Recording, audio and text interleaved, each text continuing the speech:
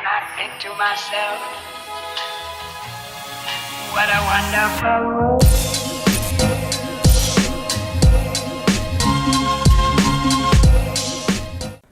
Halo semuanya, selamat datang kembali di Story Film.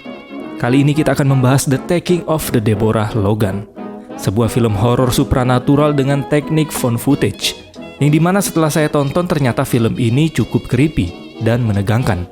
Film ini sendiri berkaitan dengan sebuah penyakit yang biasa disebut dengan Alzheimer, atau penyakit yang suka menyerang otak manusia. Penyakit ini menyebabkan penurunan daya ingat, berkurangnya kemampuan berpikir dan berbicara, serta perubahan perilaku. Pada tahap awal, penderita Alzheimer biasanya mengalami gangguan daya ingat yang bersifat ringan, seperti tidak bisa mengingat nama benda, percakapan, atau peristiwa yang belum lama terjadi. Pada tahap lanjut, penderitanya tidak mampu lagi melakukan pekerjaan sederhana sehari-hari. Bahkan dia tidak bisa mengenali orang-orang terdekatnya. Okelah, daripada kalian makin penasaran, mending kita langsung aja masuk ke alur filmnya. Enjoy the video. Film diawali dengan diperlihatkan seorang perempuan bernama Mia. Mia merupakan mahasiswi jurusan kesehatan yang sedang mengendarai mobil menuju ke salah satu desa terpencil bernama Exuma yang ada di kota Virginia. Tujuannya di sana adalah melakukan penelitian terhadap pasien pengidap Alzheimer yang bernama Deborah, dengan ditemani dua orang kru bernama Gavin dan Louis. Selama di sana mereka akan mendokumentasikan kegiatan dari penelitian tersebut. Kemudian Sarah mempertemukan Mia dan krunya kepada ibunya, yaitu si Deborah, yang kebetulan pada saat itu sedang bersama dengan Haris, tetangga mereka. Sarah kemudian memberitahu kepada ibunya maksud dari kedatangan Mia dan dua orang temannya. Mendengar hal itu, Deborah menolak penelitian yang akan dilakukan oleh si Mia, karena dia tidak ingin penyakit yang diidapnya dieksploitasi. Jadi dia menyarankan agar Mia mencari narasumber yang lain. Sarah yang menyadari jika mereka tidak melakukan penelitian tersebut, maka dia tidak akan sanggup membiayai pengobatan ibunya di tempat lain. Mumpung ada Mia dan timnya yang sama sekali tidak memungut biaya, karena ini adalah sebuah penelitian, jadi Sarah pun mencoba membujuk ibunya.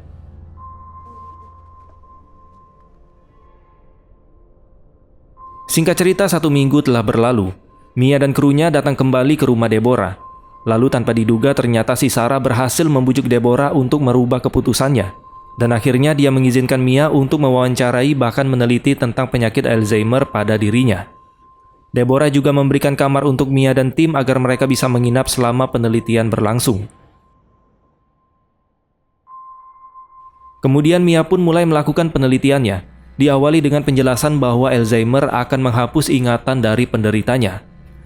Kemudian pada tahap akhir, penyakit ini akan menghancurkan bagian otak yang mengatur jantung dan pernafasan, hingga lambat laun akan menyebabkan kematian. Sesi wawancara pertama pun dimulai. Sarah kemudian menceritakan gejala awal saat ibunya dulu lupa untuk mematikan kompor, sehingga membuat dinding dapur dan rak bumbu di rumah mereka terbakar. Hal tersebut kemudian diperkuat oleh Dr. Nazir yang menyatakan jika Deborah telah memasuki tahap awal dari penyakit Alzheimer. Tapi Dr. Nazir berkata Deborah bukan orang yang menyerah tanpa perlawanan. Meski suaminya meninggal karena mengidap emboli paru tepat di saat pernikahan mereka baru berjalan 2 tahun. Tapi dia tetap berusaha menghidupi anaknya dengan menggadai rumah sebagai jaminan untuk usaha layanan penerima pesan panggilan. Deborah kembali menjelaskan cara dia bekerja dengan menjadi penghubung dari desa Exuma ke kota Virginia. Deborah akan menyambungkan panggilan seorang penelpon mulai dari dokter, pengacara, bahkan ke balai kota, yang akhirnya usaha tersebut menoreh kesuksesan. Lalu untuk mengembalikan ingatannya, Deborah bahkan melakukan kegiatan rutinitas sehari-hari agar dapat melatih kembali kemampuan otaknya. Walau terkadang dia tetap saja lupa dengan apa yang sedang dia perbuat saat itu. Singkat cerita, Louis mulai memasang CCTV di setiap sudut ruangan rumah untuk membantu mereka mendokumentasikan setiap aktivitas Deborah di rumah. Akan tetapi bersamaan dengan itu, Deborah memperhatikan Louis yang sedang memasang CCTV. Dia terlihat seperti tidak suka dengan apa yang dilakukan oleh Louis. Malam harinya di saat Mia sedang memeriksa tekanan darah dari Sarah, mereka dibuat terkejut oleh suara berisik yang terdengar dari arah dapur. Dan ternyata suara tersebut berasal dari Deborah yang menuduh Gavin telah mengambil sekop miliknya. Deborah terus berteriak pada Gavin dan mengobrak-abrik dapur untuk mencari skopnya. Melihat hal itu, mereka pun berpencar ke setiap sudut rumah untuk mencari sekop tersebut. Hingga akhirnya Mia berhasil menemukan sekop itu di dalam freezer. Namun di saat Sarah ingin memberikan sekop itu kepada ibunya, Tanpa diduga, Deborah melukai lehernya sampai berdarah. Seketika semua orang mulai panik dan langsung membawa Deborah ke rumah sakit. Kemudian setelah diperiksa, Dr. Nazir menyimpulkan bahwa Alzheimer yang diderita Deborah telah memasuki fase kedua.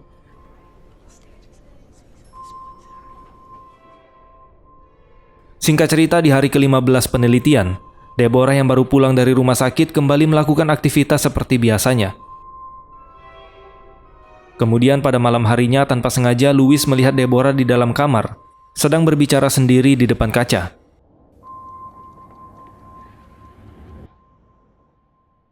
Tanpa terasa, penelitian tersebut sudah memasuki hari ke-18.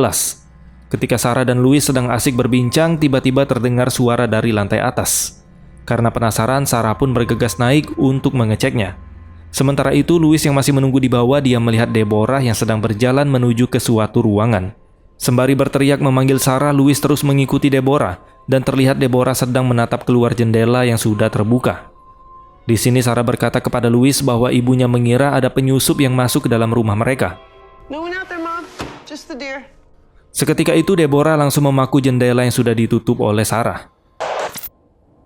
Pada malam harinya, CCTV pada kamar Deborah memperlihatkan bahwa Deborah tiba-tiba terbangun dari tidurnya. Namun pada CCTV di luar kamar, tidak memperlihatkan Deborah yang keluar dari kamarnya. Mengetahui hal itu, sontak Sarah, Mia, dan krunya langsung mencari keberadaan Deborah di setiap ruangan. Sampai ketika Louis memeriksa ke ruangan yang jendelanya telah dipaku oleh Deborah sebelumnya. Dan terlihat jendela itu sudah kembali terbuka. Sarah yang melihat baju ibunya sudah berada di luar, dia pun langsung pergi menuju ke hutan yang ada di belakang rumah mereka. Dan benar saja, ternyata Deborah berada di sana, sedang menggali tanah sambil berteriak histeris. Okay. Perfect state suit with your late night gardening. Setelah kejadian itu, Gavin merasa ada sesuatu yang aneh terjadi pada Deborah, sehingga dia memperlihatkan rekaman CCTV yang terpasang di dapur kepada Mia dan Sarah. Rekaman itu memperlihatkan Deborah yang bisa berpindah ke atas meja kompor secara tiba-tiba. Bahkan kedua rekaman CCTV menunjukkan hal yang sama. Kemudian pagi harinya Sarah mengabarkan kepada Dr. Nazir tentang apa yang terjadi pada ibunya semalam. Lalu tanpa diduga Haris datang menemui Sarah, dan dia menyarankan agar kegiatan penelitian terhadap ibunya segera dihentikan, karena menurutnya itu bisa sangat mengganggu aktivitas Deborah.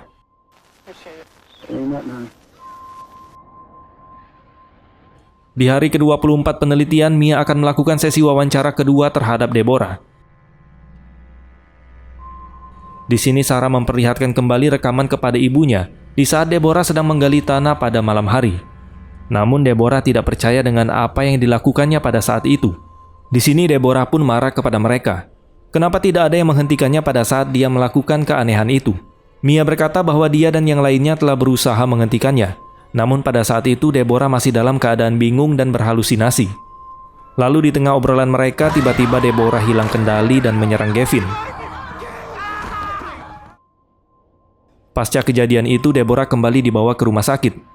Setelah melakukan pengambilan sampel sumsum tulang belakang, Dr. Nazir berharap mendapatkan jawaban dari kasus yang terjadi. Tapi bukannya jawaban yang mereka dapat. Hal itu malah menimbulkan banyak pertanyaan pada mereka, dikarenakan di saat sedang menjalani tes, tanpa mereka sadari Deborah menggaruk tangannya sendiri sampai membuat kulitnya terkelupas. Melihat hal itu, Dr. Nazir menduga bahwa Deborah memiliki alergi terhadap beberapa jenis obat, yang seharusnya hal itu tidak berkaitan dengan penyakit Alzheimer yang dideritanya. Tibalah hari ke-41 penelitian. Mia dan krunya kembali mendatangi rumah Deborah. Setibanya di sana, mereka mendengar suara teriakan dari si Deborah. Setelah mereka lihat, ternyata Haris sedang berusaha mengeluarkan sesuatu secara paksa dari mulut Deborah. Tidak ingin hal itu terjadi lagi, Sarah yang dibantu Mia langsung mengemas benda-benda kecil yang ada di rumahnya. Setelah itu, dia bersama Louis menyimpan barang-barang tersebut di sebuah ruangan. Akan tetapi, di saat sedang berkemas, mereka berdua pun dibuat terkejut oleh cacing berbisa yang ada di depan pintu. Gavin yang merasa hal aneh terus saja terjadi. Dia pun berinisiatif menaruh salib miliknya di jendela. Katanya sih buat jaga-jaga biar Deborah tidak kabur melalui jendela itu. Namun tiba-tiba, bersamaan dengan itu, jendela yang seharusnya tertutup tiba-tiba terbuka. Karena hal itu, Gavin memberitahu kepada Mia tentang apa yang dia alami sebelumnya. You guys scared of an old woman losing. Ketika Sarah telah yakin bahwa ibunya sudah tertidur, dia pun pergi meninggalkannya. Namun tanpa disadari semua orang, rekaman CCTV memperlihatkan Deborah yang kembali terbangun dari tidurnya. Jika sebelumnya dia ke dapur, kali ini dia pergi ke ruangan kerjanya yang membuat suara dari switchboard miliknya berdering dengan sangat keras, sampai membangunkan semua orang. Tanpa pikir panjang, mereka pun langsung naik ke lantai atas tempat di mana switchboard telepon itu berada. Ketika mereka sampai di sana, mereka melihat Deborah yang lagi bugil seakan sedang menjawab panggilan seseorang. Lalu di saat Sarah mendekati ibunya, tiba-tiba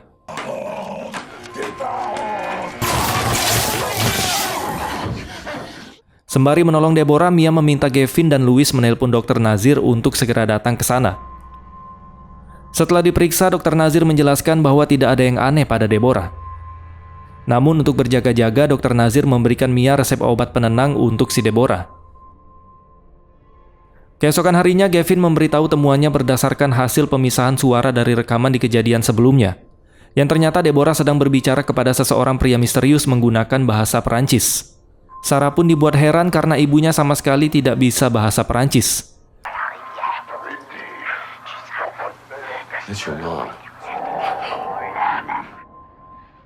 Berdasarkan hal tersebut, Sarah kemudian memberitahu ke Haris. Tapi Haris merespon dengan kembali menyuruh Sarah untuk menghentikan penelitian tersebut. Bahkan dia rela menjual traktor dan sawahnya untuk membayar pengobatan mereka di tempat lain, agar si Sarah mau berhenti melakukan penelitian ini. Akan tetapi Sarah yang masih penasaran dengan sosok pria yang berada di dalam rekaman, dia meminta bantuan Mia dan krunya untuk mencari sumber dari suara panggilan tersebut. Sampai akhirnya mereka menemukan sebuah nomor saluran 337 yang bernama Desjardins. Dengan bantuan dari Mbah Google, mereka menemukan artikel tentang Desjardins yang ternyata merupakan seorang dokter anak, di mana dia telah melakukan pembunuhan terhadap 4 orang gadis. Yang keempatnya ditemukan memiliki kesamaan mulai dari tanda ular di dahi, lalu di dalam tubuh mereka terdapat racun dari ular Black Viper. Terakhir, bagian tubuh mereka telah dimakan. Beredar rumor yang mengatakan bahwa Desjardins ini telah melakukan ritual darah Monacan, yang dimana ritual itu dia lakukan di pertambangan Monacan, dan diduga dari darah gadis yang dia bunuh tersebut nantinya akan menjadi pertukaran kehidupan yang abadi untuk dirinya. Kabar juga mengatakan bahwa ritual darah Monacan memerlukan 5 orang gadis untuk mencapai keabadian, sementara Desjardins hanya mendapatkan 4 orang gadis. Akan tetapi tanpa alasan yang jelas, Desjardins tiba-tiba menghilang. Kemudian beberapa orang menduga dia telah mati karena bundir. Sarah yang masih penasaran tentang Desjardins langsung bertanya kepada ibunya. Awalnya Deborah mulai mengatakan sesuatu tentang si Desjardins, namun belum sempat menyelesaikan perkataannya. Tiba-tiba Deborah merasa mual hingga akhirnya dia memuntahkan cacing dan tanah. Again dan again, Deborah kembali dilarikan ke rumah sakit. Setelah melakukan pemeriksaan, rekan dari Dr. Nazir menyimpulkan bahwa Deborah ini memiliki kepribadian ganda. Tapi Sarah tidak terima, karena menurutnya tidak mungkin ibunya memiliki kepribadian ganda. Singkat cerita, Sarah yang curiga kalau Haris mengetahui sesuatu tentang masa lalu ibunya. Dia pun kembali bertanya kepada Haris. Namun ketika ditanya, dia tidak mendapat jawaban apapun. Di sini kita bisa ikut berasumsi jika si Haris ini sedang menyembunyikan sesuatu. Itulah kenapa dia ngebet nyuruh Sarah untuk menghentikan penelitiannya. Kemudian berdasarkan artikel lain yang dia temukan, Mia menduga bahwa Desjardins telah dibunuh oleh si Haris. Mungkin itulah penyebab kenapa Haris terus saja menghindar dari pertanyaan Sarah tentang Desjardins. Lalu tidak lama kemudian tiba-tiba terdengar suara tembakan dari luar rumah. Dan ternyata suara tembakan tersebut berasal dari Haris yang sedang menembaki mobil milik Gavin. Dengan keadaan panik, Gavin berusaha menghubungi polisi.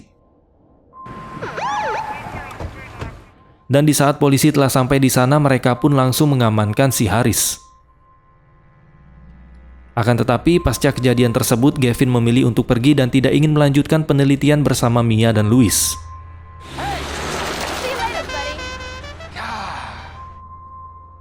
Kemudian scene berganti dengan diperlihatkan Louis dan Mia yang sedang mengunjungi Deborah di rumah sakit.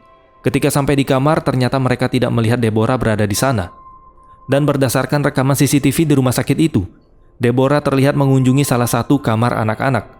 Dan tidak hanya itu, dia juga mengajak seorang anak perempuan yang bernama Kara menuju ke suatu ruangan.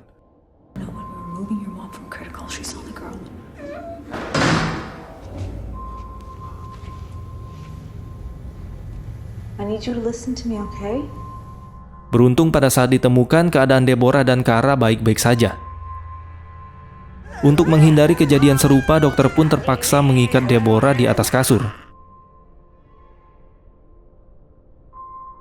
Singkat cerita, di hari ke-60 penelitian, terlihat Haris datang ke rumah sakit untuk mengunjungi Deborah. Dan dia melepaskan ikatan pada tangan Deborah. Di sini Haris mendengar bisikan dari Deborah yang berkata bahwa dia harus membunuh dirinya. Meski awalnya sempat ragu, tapi akhirnya dia tetap menuruti kemauan Deborah. Namun tiba-tiba TV yang berada di kamar Deborah terjatuh tepat di kepala Haris dan membuat dia sekarat. Sarah yang tidak peduli dengan keadaan Haris pada saat itu tetap memaksa Haris untuk mengatakan apapun yang dia sembunyikan selama ini. Hingga akhirnya Haris pun menjawab dengan terbata-bata bahwa orang yang bernama Desjardins telah dibakar oleh Deborah. Kemudian mereka mengubur jasad Desjardins di hutan belakang rumah Deborah. Setelah mendengar itu, Sarah bersama Mia dan Louis bergegas menuju ke lokasi yang dimaksud oleh Haris.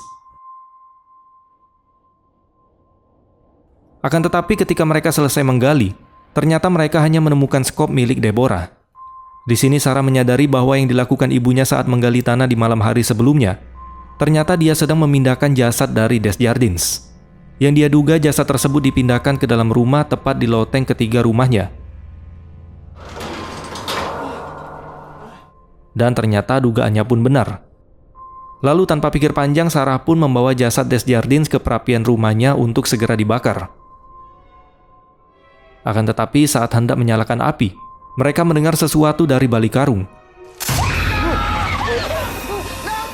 Dengan keadaan panik, Sarah dan Mia tetap berusaha menyalakan api tersebut.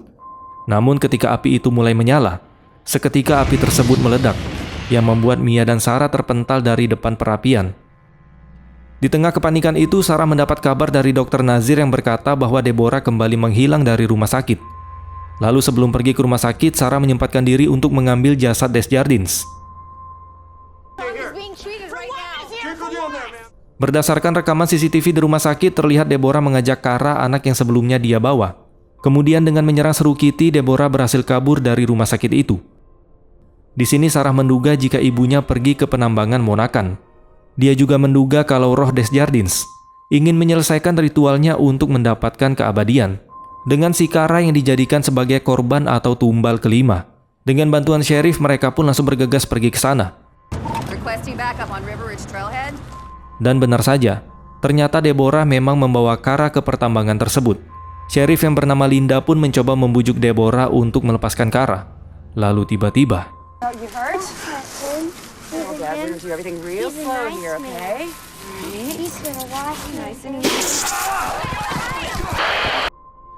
hal itu seketika membuat polisi dan yang lain menjadi lengah.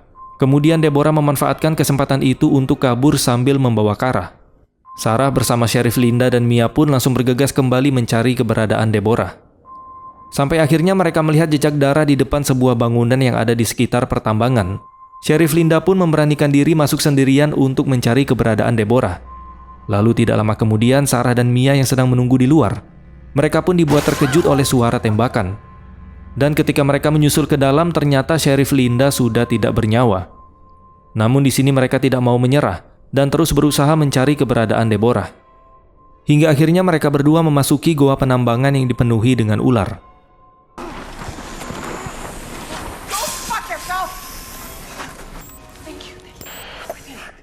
Lalu ketika mereka berhasil menemukan Deborah dan Kara, Sarah pun diam-diam berusaha menyuntikkan obat penenang ke ibunya. Akan tetapi tiba-tiba Deborah menyerang Mia, yang membuat Mia terjatuh sedangkan Deborah kembali berlari bersama Kara. Aksi pencarian pun kembali terjadi, sampai akhirnya Sarah menemukan ibunya yang sedang mengemut kepala Kara.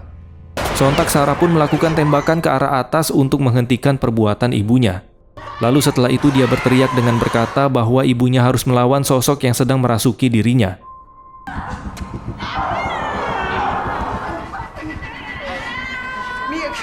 Di sini kita akhirnya tahu alasan kenapa Deborah menculik Kara. Karena dia ingin menggantikan Sarah yang sebelumnya menjadi target kelima dari ritual Desjardins. Sarah yang menyadari hal itu kembali mencoba membakar jasad Desjardins agar ibunya bisa terbebas.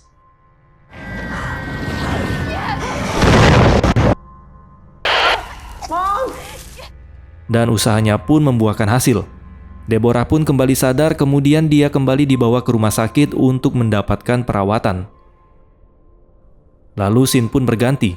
Kasus tentang Deborah yang menculik Kara sudah disiarkan di setiap berita. Physical condition has deteriorated rapidly in the... Hingga salah satu berita menyiarkan tentang Kara yang seharusnya mengalami penyakit leukemia. Tapi setelah kejadian itu dia malah mendapat keajaiban karena sembuh dari penyakitnya. Dan untuk pertama kalinya keluarga Kara merayakan ulang tahunnya yang ke-10 secara khusus. Kemudian pembawa acara berita tersebut mewawancarai Kara, yang diakhiri dengan senyuman misterius dari si Kara. Dan film pun selesai. Ending yang sangat mendeborahkan. Setelah melihat endingnya, banyak pertanyaan yang terlintas di pikiran saya. Apakah Kara benar-benar sembuh dari penyakitnya? Atau jangan-jangan Desjardins berhasil melakukan ritualnya dan mendapat keabadian, tapi tubuh Kara yang menjadi medianya? Hanya Tuhan dan sutradara yang tahu. Okelah teman-teman, mungkin ini aja yang bisa kita bahas pada kesempatan kali ini. Terima kasih sudah menonton dan sampai jumpa di next video.